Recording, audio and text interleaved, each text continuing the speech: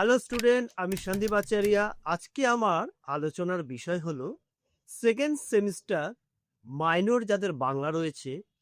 তো তোমরা তার সিলেবাস সবই জানো, তোমাদের ছোট গল্প রয়েছে।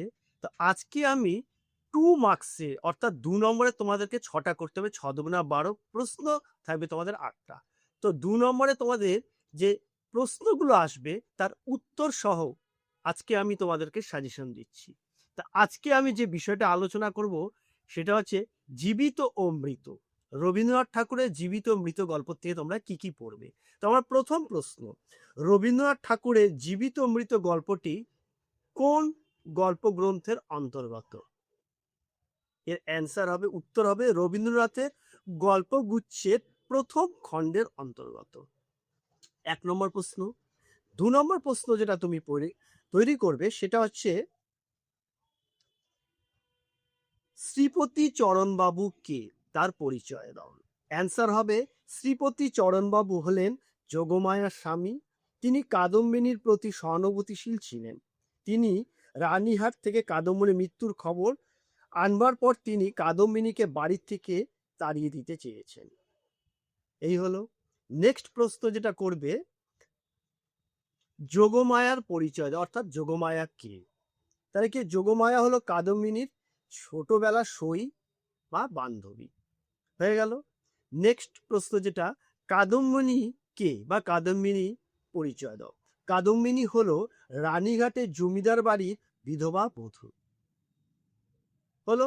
নেক্সট প্রশ্ন যেটা করবে, কাদম্বিনী কাকে নিজের সন্তানের মতো মানুষ করেছিল? উত্তর হবে নিঃসন্তান কাদম্বিনী তার ভাসুর পর খোকাকে নিজের সন্তানের মতন মানুষ করেছিল।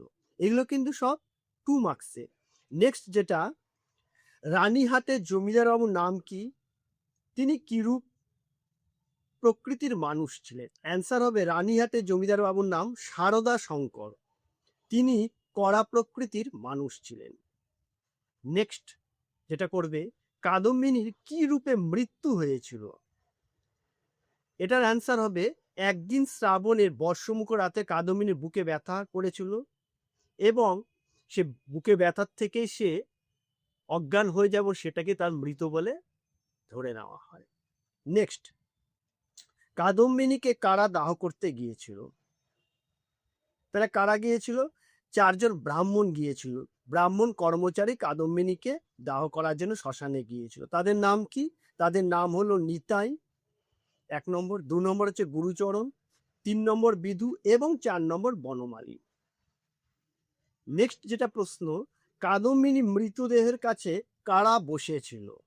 উত্তর হবে কাদম্বিনী মৃতদেহের কাছে বসেছিল বিধু ও বনমালী। তোমরা গল্পটা পড়েছো, আমি দিয়েছি যে 2জন গেছিল লাকড়ির খোঁজে আর 2জন পাশে বসেছিল। নেক্সট, 4জন কর্মচারী জমিদারকে কি খবর দিল?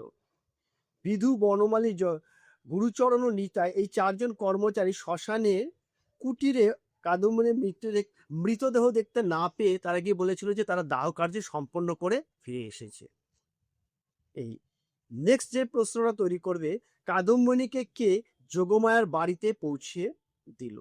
উত্তর হবে কি, এক সহৃদয় পতি কাদম্বিনীকে তার সই অর্থাৎ যোগমায়ার বাড়িতে পৌঁছে দিয়েছিল।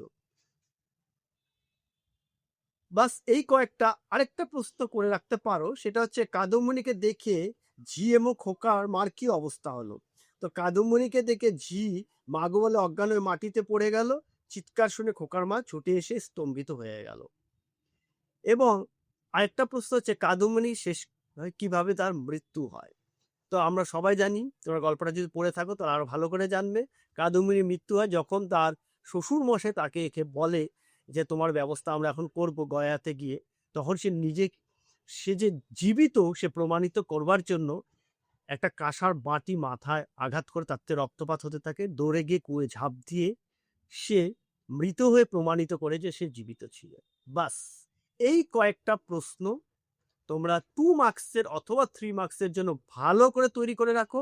এর বাইরে আর কোনো প্রশ্ন তোমাদের হবে না 2 মার্কসে। তো আজকে এখানে শেষ করছি।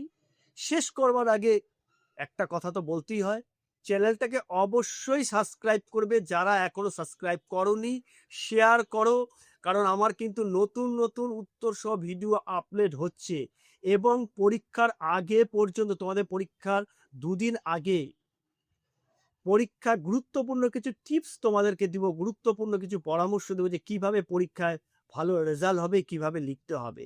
তাই এই ভিডিও মাধ্যমে আমি এই বার্তা তোমাদেরকে এখনো দিচ্ছি, যাতে তোমরা এর থেকে বঞ্চিত না হও, তার জন্য অবশ্যই চ্যানেলটাকে সাবস্ক্রাইব করে। আজকে এখানেই রাখছি।